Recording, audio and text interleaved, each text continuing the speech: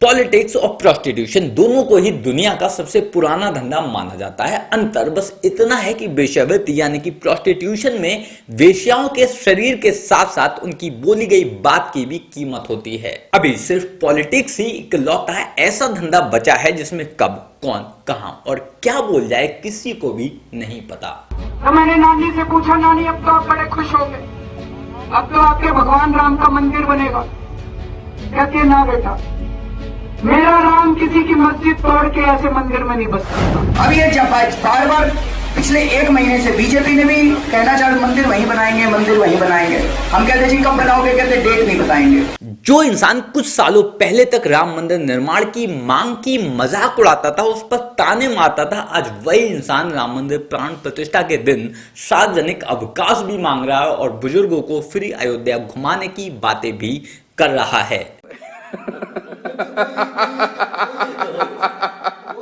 केजरीवाल को देख अभी अगर आप सोच रहे हो कि ये तो था ही क्रिकेट, ये तो है ही क्रिकेट, इसके बदलते रंग देखकर क्या ही हैरानी होगी, इसमें क्या बड़ी बात हो गई, तो रुको जरा सब्र करो क्योंकि नाम अभी और भी है। कपिल सिब्बल जो कि हमेशा से ही राम मंदिर के खिलाफ रहा था, जिसने अपनी राजमाता के कहने पर, अपनी राजमाता के आदेश पर कोर्ट में हलफनामा दाखिल किया था और भगवान राम को काल्पनिक बताया था, आज वो भी अपने आप को राम भक्त बता रहा है।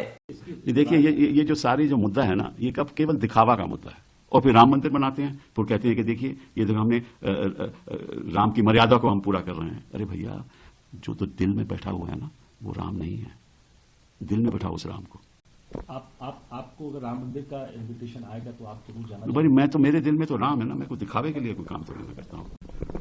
राजमाता का ये चापलूस वकील बोल रहा है कि इसके दिल में भगवान श्री राम बसते हैं, इसके लिए इसको किसी दिखावे की जरूरत नहीं है। लेकिन इन चमचों के बोलने भर से अगर कुछ होता, इन चमचों के बोलने भर से अगर कोई इनका भरोसा कर लेता, तो इन लोगों ने तो जाने कब का इस बैलबुद्धि बालक को ही देश का प्रधानमंत्री बना दिया होता। बोलते तो ये हमेशा से ही इस इंसान को पीएम मटेरियल रहे हैं, लेकिन ना तो तब इनकी उस बात पर किसी ने भरोसा किया था और ना ही अब इनकी इस बात पर कोई भरोसा करने वाला है। कपिल सिब्बल का आज भी एफिडेविट इस बात के लिए लज्जित करता है कि आपने प्रभु श्री राम पे प्रश्न उठाए थे, आज आप उनकी बात करते हो कि हाँ हमारे भी राम है।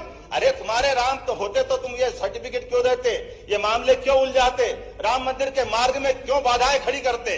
ये बड़े दुर्भाग्य का विषय। तो आप भी समझ जाओ, कोई बात नहीं, राम की बात पूरी हो गई।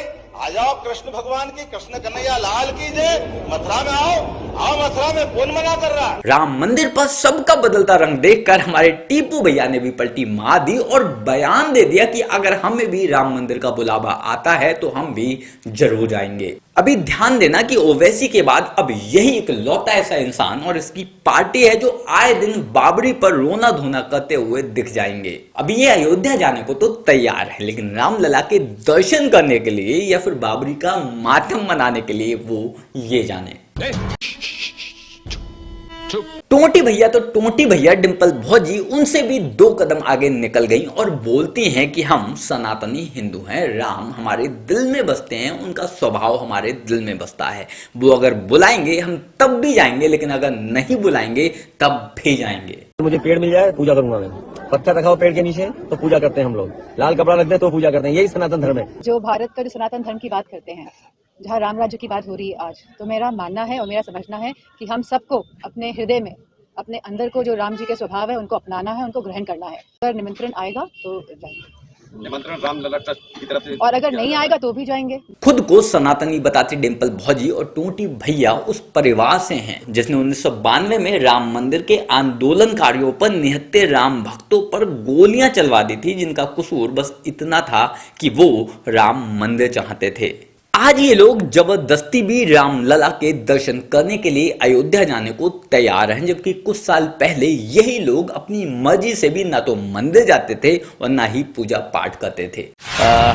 मैं भगवान मानता हूँ लेकिन मैं पूजा नहीं करता। मैं भगवान मानता हूँ लेकिन मैं पूजा नहीं करता। Simple praying to her gods. नहीं, वो भी मैं नहीं समझता इस बात को इस तरीके से ले रही होगी। पहले तो मैं एक जवाब दे दूं कि बीजेपी वालों से बड़े हिंदू हमें। मंदिर ना जाने, पूजा ना करने से लेकर सबसे बड़ा हिंदू होने का दावा ठोकने तक तो आ गए हैं ये लोग।